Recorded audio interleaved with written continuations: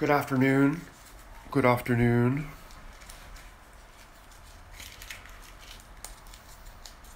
Waiting for my phone to connect here. I see the rate is getting better.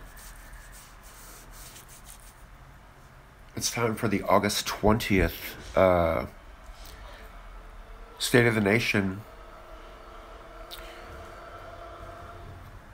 review of some changes that have happened in California lately. If you are from California, you may know what I'm talking about. Yes, sir. If you're online, let me know. I see that there's a few of you there, so how you doing today? Today is going to be a quick chatteronus. We're going to review something that is interesting, maybe to those in other states where things are going to change very quickly and things are going to start happening. But I've been a legal patient here in California to go into marijuana shops for, I'll say, 15 years. And through time, things have changed rapidly up and down. And with each change, sometimes things get well, for the longest time, things were going crazily better.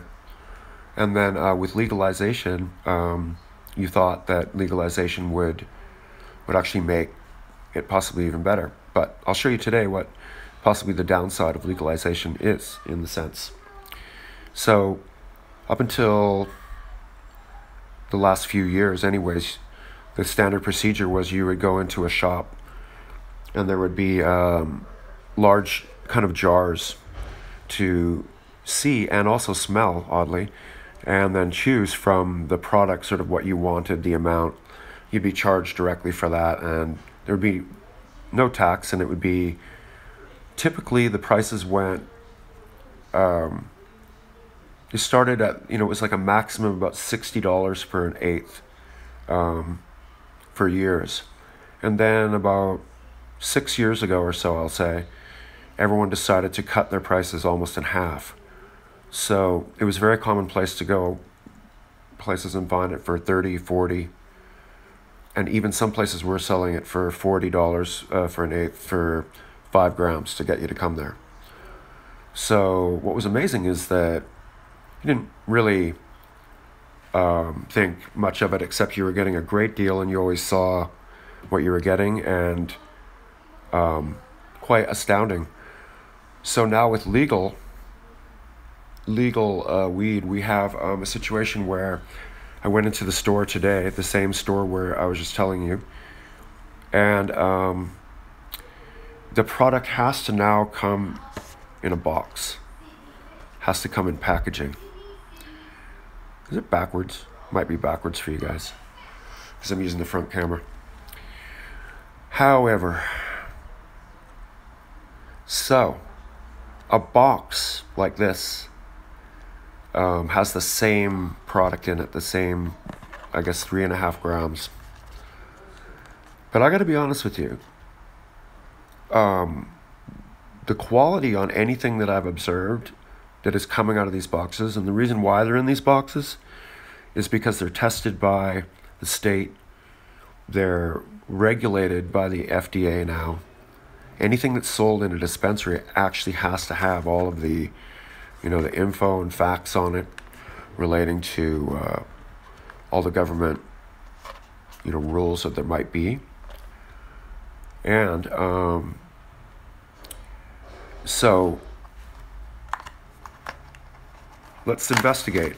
I investigated today and I looked through several different types, and I took the product owner's, the dispensary owner's suggestion to try this one.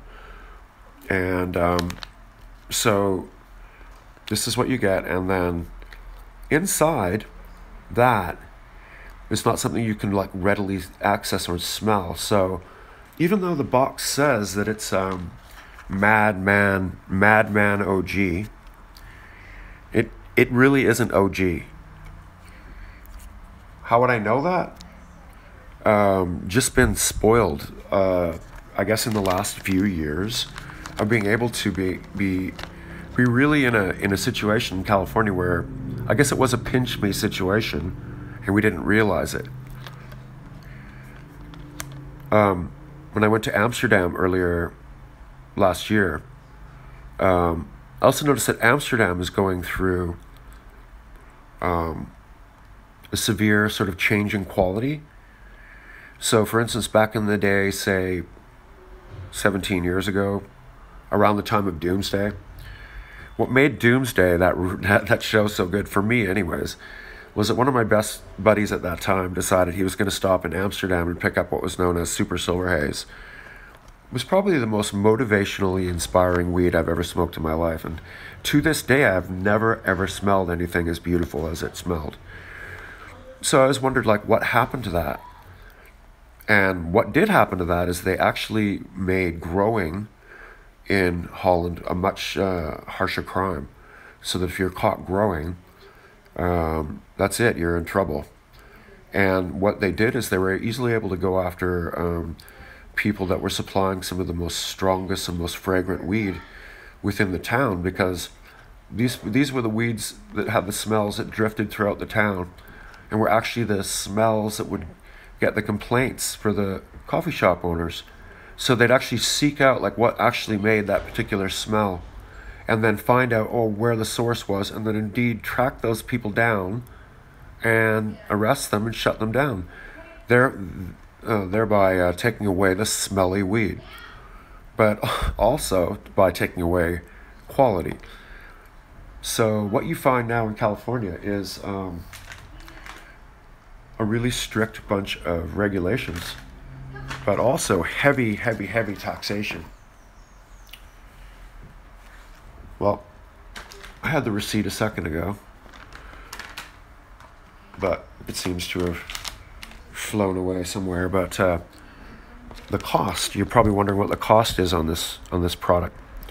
So when you go into the shop, they tell you this is $40, so sort of the similar price of what it used to be in its packaging and FDA controlled.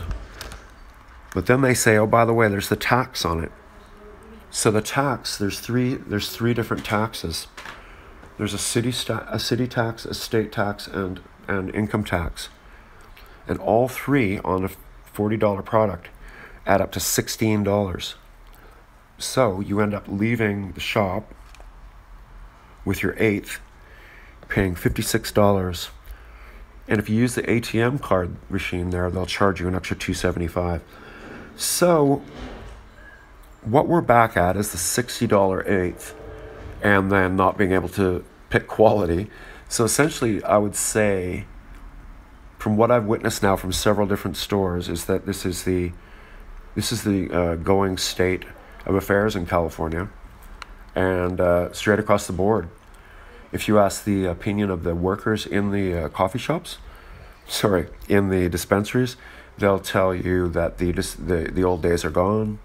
You're not going to see the jar of stenchy weed coming your way at $27 an eighth anymore. So maybe that's something that us people that did witness that for the last nearly decade are going to have to get used to. But I'll hope that one day it will come back again. So I guess the next best thing to do is sample it. Actually, I've already sampled it, and I'm going to say that you know that type of weed that kind of tastes like pencil shavings? Someone took the pencil shavings out of the pencil sharpener and rolled it up. It kind of has that dry pencil flavor. Maybe CRU stands for crummy. Anyways, this is not in any way intended to be a complaint thing. I think it's great that we have legal weed. I think it's great that the state is getting money, but I hope that it works its way out somewhere along the way so that we're not raped for $16 on every eighth tax. $16, think about that. That is just insane. Also, the amount of testing that's going to go on is going to be able to limit the amount of access that you're going to have to uniqueness. So I think the whole strategy of trying to get everything to fit in line is actually doing quite a bit of damage. But, people that don't know might not be in tune with what changes are happening in California, in the actual state of the nation here. Rihanna, would you like to give your report on what you think this looks like comparatively to what you've seen? Rihanna isn't a smoker. I do not smoke weed. She doesn't smoke weed, but she is a witness to the dispensary. She likes to go in and I like the smell. And she likes the smell. What it looks like. And I'm very good with knowing what it looks like and if it's good or not. And that looks swaggy. And I was burning it a second ago, and you told me it smelled like what? Crap. She said crap. I said pencil shavings. I think pencil shavings is probably a little more complimentary. I can just see the name on the board written pencil. Pencil OG. I mean, it smells good, but it doesn't smell good when it's burning. It doesn't smell like OG. No. So, also those of you that have been to California, you'll know that OG is kind of our state unique flavor. It has a uniqueness that ocean grown, and basically it's hard to put to words, but many of you know that we smoke weed. I admit it. And many of you probably don't smoke weed, but you respect your friends that do, because they're the friends that stay at least like normal. I'd like to hear your comments about this. I only see one comment so far that says howdy doody. And that can't be possible, is it? Let me check here.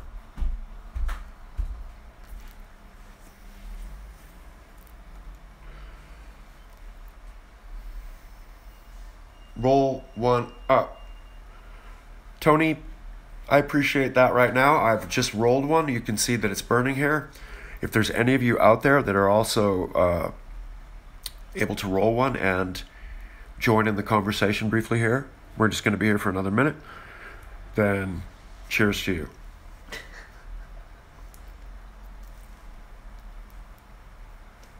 Yeah, Canada's going to be just as bad, if not worse. The reason is, in Canada, why it might be worse, is that they actually want to legislate the growing. They want to control the actual grow, so that everything has to go through their system to be legitimately sold at what you would call Canadian-run liquor control board type stores. So in fact, you guys will have to go to the liquor control board to buy your product, and it will have to be fully legislated and implemented through that system. It's taking out like the long-term old school classic hippie growers that have basically procured their strains for the last 20 years, basically kept them going, kept the flavor going. She's sneezing from the pencil. So I think that will be even tougher. Down here, the growers still have to get a license, and though that will be similar, you have to follow certain regulations. Again, it's not going to be the same as fully state-run stuff. But again, the idea of legality is all very, very interesting to everybody, and wow, woo-hoo, yay, hey. But if you ask any of the underground or any of the people that have been sort of growing for their whole existence, it's not actually been very advantageous. I was liking this package. It says Madman OG, but it makes you mad because it's not real OG. Yes, that's true. It's Madman OG because it's actually not real OG. Of course, I'm from BC, and the last few times I was up there, we played a show at the Commodore, and I was checking out the dispensary down the street, where I was surprised I could just walk into it with my friend, even without ID, and just look at what you had. And he bought a couple things for me, but it was incredible. The quality was amazing. Everything was up to the standards that I would expect out of Vancouver. And so what I'm afraid to say is that the same thing's probably going to happen there, where you're going to see this mandatory packaging come up, and you're going to see this, you know, lab tested stuff that ends up being, you know, I'll bet that this is nowhere near as fresh as anything that could have been in a dispensary up to this date. If it has to go through the whole rigmarole of testing and everything. Anyways, I don't know what to say. It's a little bit disappointing. I think the most disappointing thing is paying $16 tax on this eighth. $16. Think about that. Tax. 16 on the 40. $40 pot. This doesn't even look that good. And it isn't that good. $16 tax. Okay, so. Yeah. So that's going to be the scary part, is when they start cracking down on the shops and changing the whole thing. Like, recently we've seen that going on here in California because it got voted in January. All the shops had to implement all their legal sort of rules by July. So at the end of June, you saw this sort of like clearance, and it was incredible. They were selling weed for $100 an ounce because it hadn't been tested, and it had been grown by a private organization that wasn't affiliated with a license. So it was like kind of like shocking, and I was wondering why this was. It seemed like too good to be true. Is this how it's going to go? And they said, oh no, it's going to be all this stuff from now on, all this package stuff. So if you're like me and you see the package stuff and you go into the shop after you've been in one, your head will spin a bit. You'll be like, oh no, this is kind of like going into a store and seeing like boxed cereal after you've been used to buying produce in your shop to make your barley and your oats. It's just it's head turning, I have to say. And that's the reason for my live chat for today.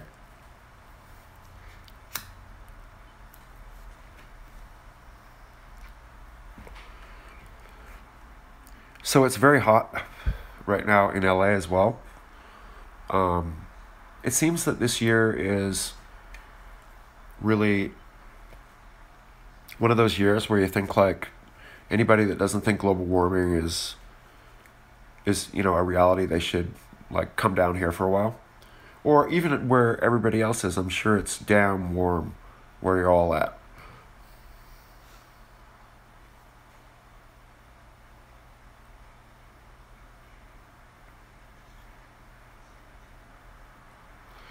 Are you kidding me? 37% on Washington tax? That is outrageous.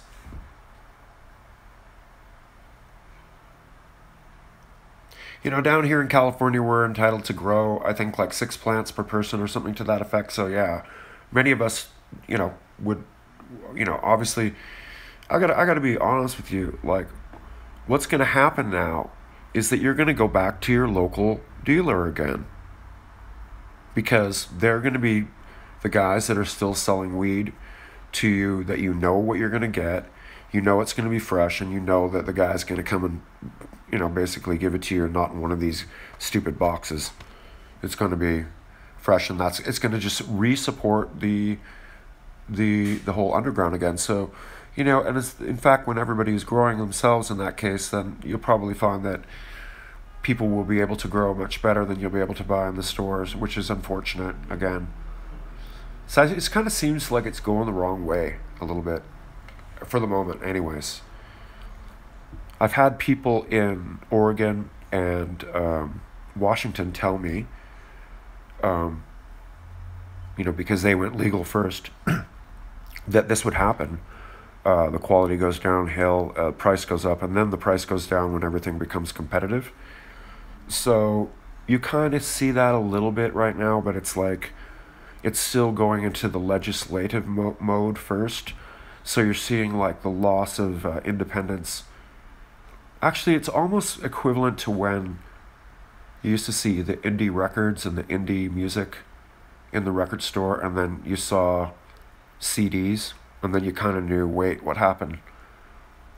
What happened to all the indie people again? And then with that was the loss of more unusual music, and the more experimental music went out the door.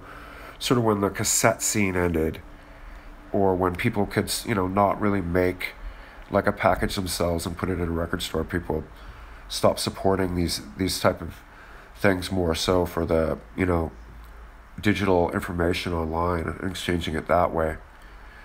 So it kind of reminds me of that in a weird way.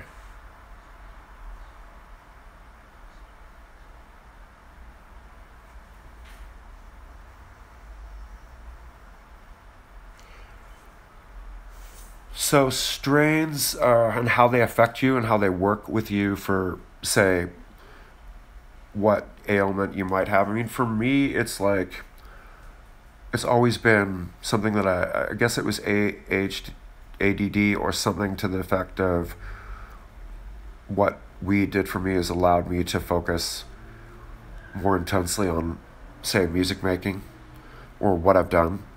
And as a matter of fact, whenever I veered offline and didn't smoke weed, say for instance I got into trouble in my life when I like, believe it or not, if I ever did anything else.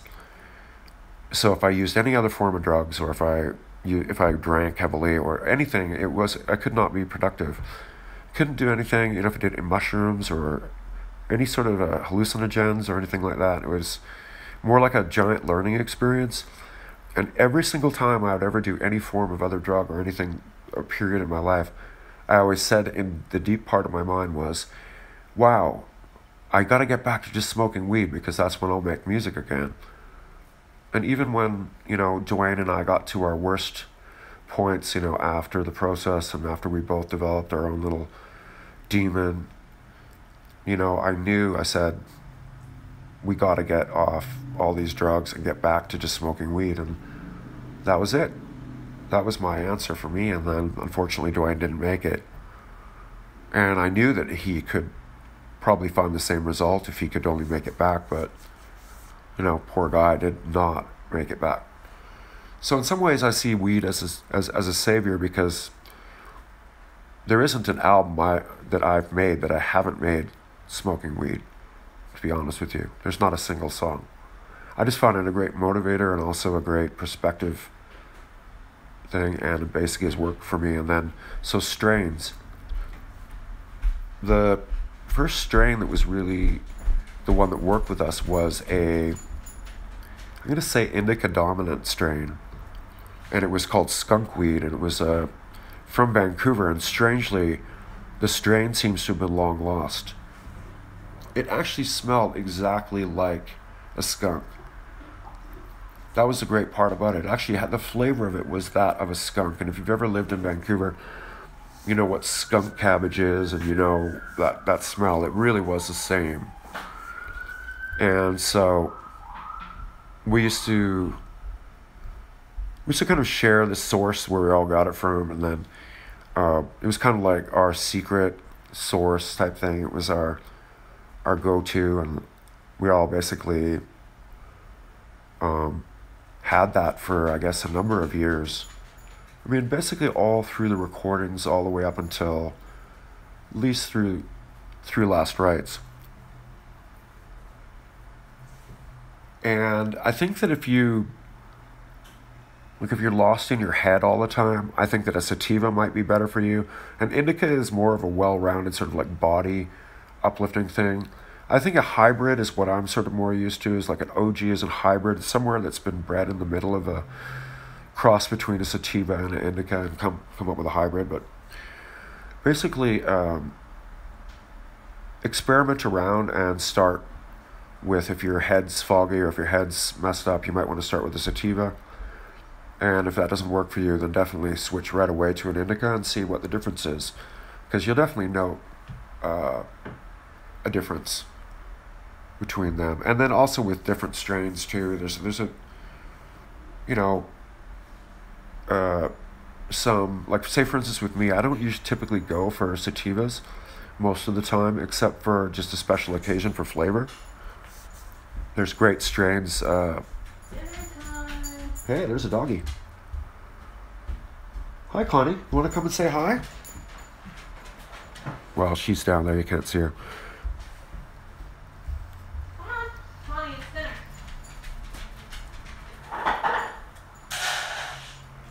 So for me, I would say an OG strain, and so that's what I did today. I bought this OG strain. It's called Madman OG, and I'm not promoting it in any way. I actually think this is not a fresh thing. I'm going to say this should be called Pencil. And Madman OG, it should be called Madman OG because it's not really OG.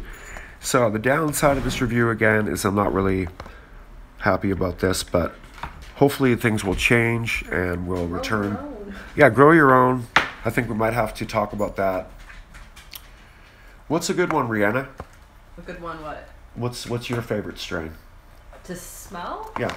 I like Let's see that one you've got there. I like Granddaddy Purple, and I like Bubba. Bubba's the only one I could actually smoke if I choose to smoke weed. Here's one called Blueberry Muffin. And to be quite honest with you, I think that this plastic has been permeated with some sort of perfume smell because there hasn't been weed in here for how long? A week? A week and a half. Smell it. I swear they purposely do that so when you open it, Does the bud that will not smell like the better. container actually has some Yes, like it fragrance? does. It's like scented stationery. One thing that I have to tell you guys is that I was an avid bowler. Oh God! And he has scented balls, everyone. He has scented balls. And the thing is that she's not lying. I do have. I could still show you my balls. I know that sounds funny, but so my bowling balls basically were scented with this weird type of a thing. So one was actually scented like blueberry, and one was actually scented like chocolate. I didn't actually get them with that in mind, but after I got them, it was kind of like a noted thing that you would note. Oh, this is sort of some sort of aromatherapy. So what I'm thinking is that this container has been permeated with a blueberry tint in the smell. Very obvious. Nothing's been in this jar for a week or more. I think that one of your favorite lines ever to anyone is, "Do you want to smell my balls?" It's true. You say that. And then he pulled out his bowling balls. If you were here at the house and you were interested in going bowling, and I showed you my balls, basically, you might be excited to know that my balls are actually laced with blueberry and chocolate. Oh my gosh, you're a nerd. You might have to rewind this live stream later to understand what I just said. But I apologize for being silly to those of you that didn't get this. No, thank you. Thank you, Chris. Okay, now the next few minutes is going to be brought to you by the legendary BMO.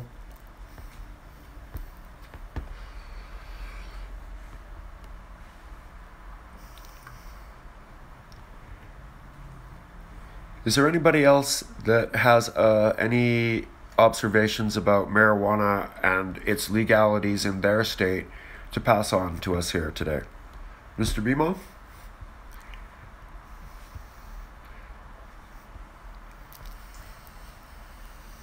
You know, the funniest thing is what I find is What's that?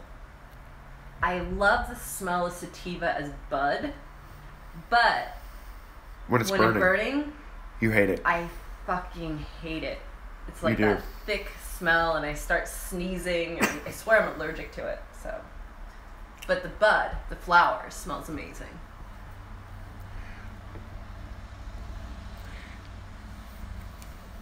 Well, this bud that I'm smoking now, called Pencil, is not that great. So I don't recommend going and get the CRU brand of weed. I don't recommend it. But Have you tried that kind before? The What's that? CRU, the brand?